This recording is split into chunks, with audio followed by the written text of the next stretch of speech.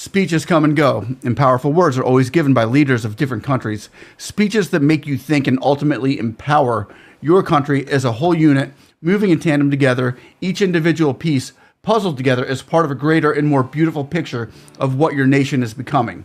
We hear these speeches from presidents and prime ministers all the time. They're wonderful, but in all honesty, how many times have you heard a speech from a public figure only to realize that it was just word salad and flossy Nazi nihilification that was candy to your ears, but you look back and you realize it didn't add up to squat? Well, finally, this one is different on every level.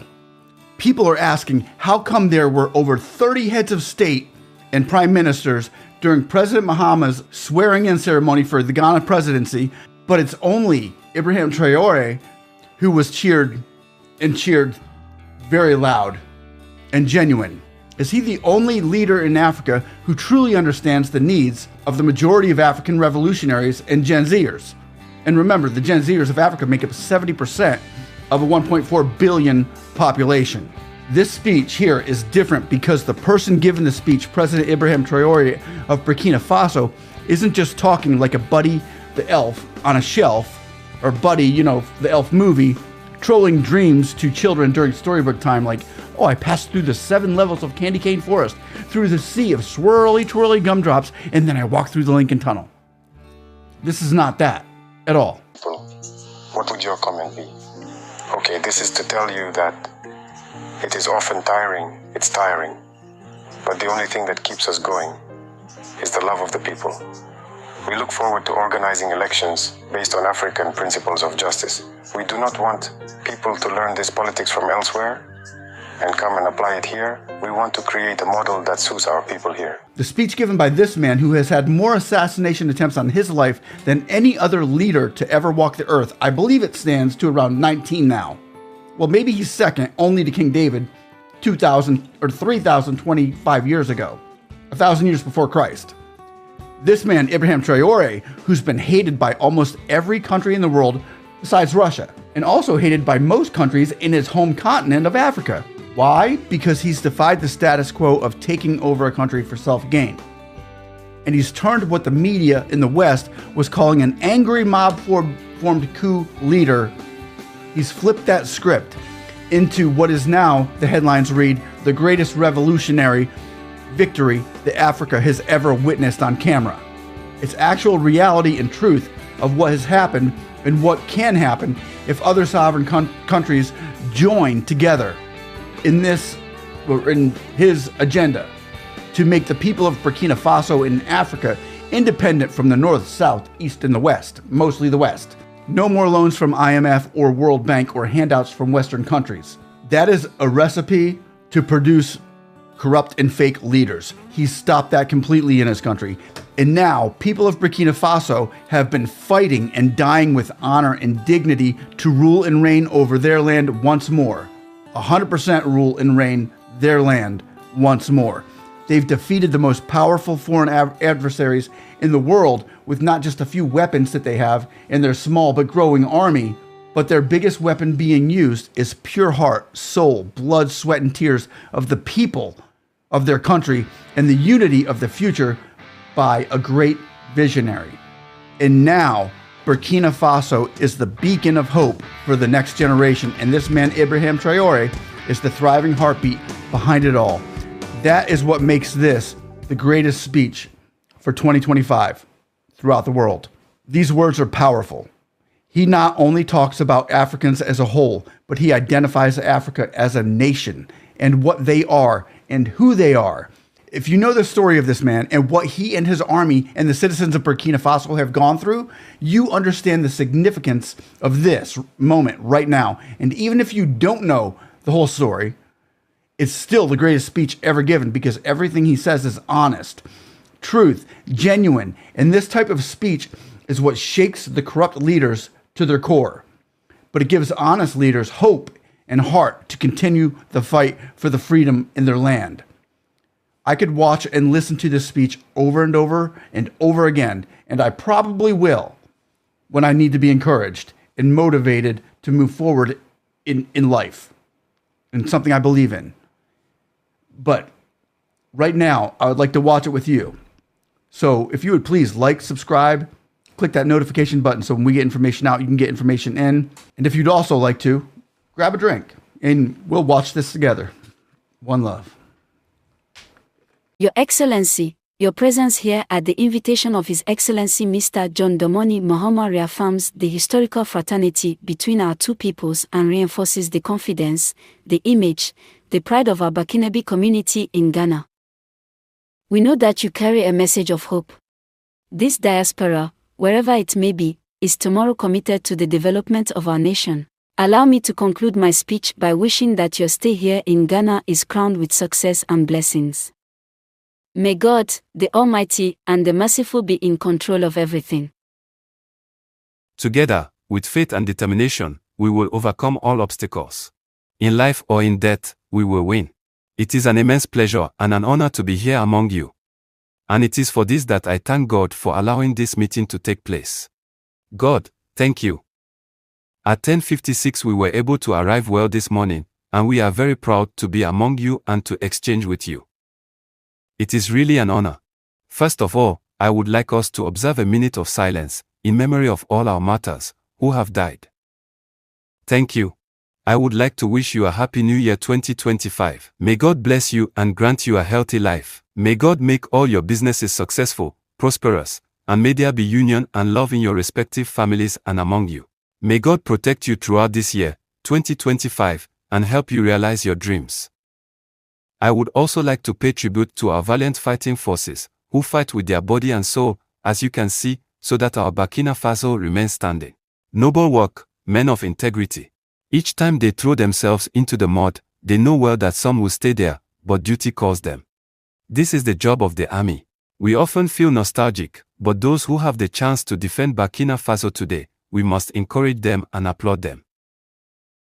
When they leave, we will not cry for them and we will have pity on our fate. If we cry for them, we must avenge them. Pay tribute to them as much as you can, because it does not allow anyone to get up and leave their homes to face the dangers, knowing well that they may not return in the evening. But this is what they do every day, and they have sworn to defend our dear country until the supreme sacrificed, and the fighting forces hold their bet. Today, more than ever, our armed forces go wherever they want.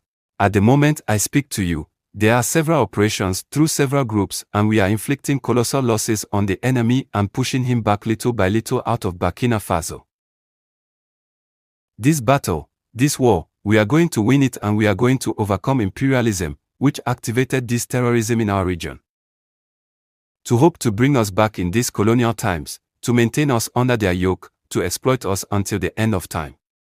Africa is waking up and no one can still close the eyes of Africans on our realities. No one can still come to divide us, to impose on us what they want. That's why we have done everything to be here today to speak to you, but also to come and wish good luck to President John Mahama. We wish him good luck because the challenges are numerous. Many challenges await him and I wish that you can accompany your brothers here. Pan-Africanism is a rather complex, but you, people, it is quite easy for you to lead this Pan-Africanism, well, because the people must love each other, the people must support each other. The problem very often of Pan-Africanism is among us, leaders, but we are going to put everything in place so that the leaders can go in the direction of their people, because the peoples are already integrated, they are Pan-African. If today, Ghana decided to bring President John Mahama to the head of the country, it is a strong message and I wish that you, Burkinabe, living in Ghana, you can accompany President John Mahama.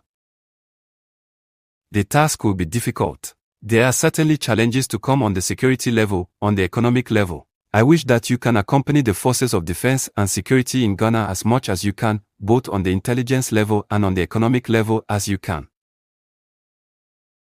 Support them as if you were supporting the Burkinabe armed forces. I'm telling you something, the challenges can be very numerous, in no case should you lose hope. You must accompany them and help them on all levels. A nation does not survive as long as it does not have a strong army. This is why I reiterate to you to support the forces of defense and security in Ghana. It is they who can help the country to rise to the economic level and to flourish. Then, I urge you to love the people here, to live in perfect symbiosis, in perfect harmony, as you are already doing very well. As I said, the peoples are already integrated. The problem is at the level of the leaders. Continue in this sense. Support your brothers in Ghana. Support them as much as you can. And above all, show this integrity. A country of integrated people must be a model. Burkina Faso must not create a problem. Burkina Faso must be a solution. You have always known how to behave through all your leaders here. Wish this dynamic to continue and that you can accompany the new president in his enormous task to revive the country's economy and above all to defend this country. We will work together to strengthen cooperation between Burkina Faso and Ghana and also between the AES and Ghana, because we have many challenges together and we have always been able to overcome them. The arrival of the new president must be a moment for us to warm up these relations and to bring them to the highest level.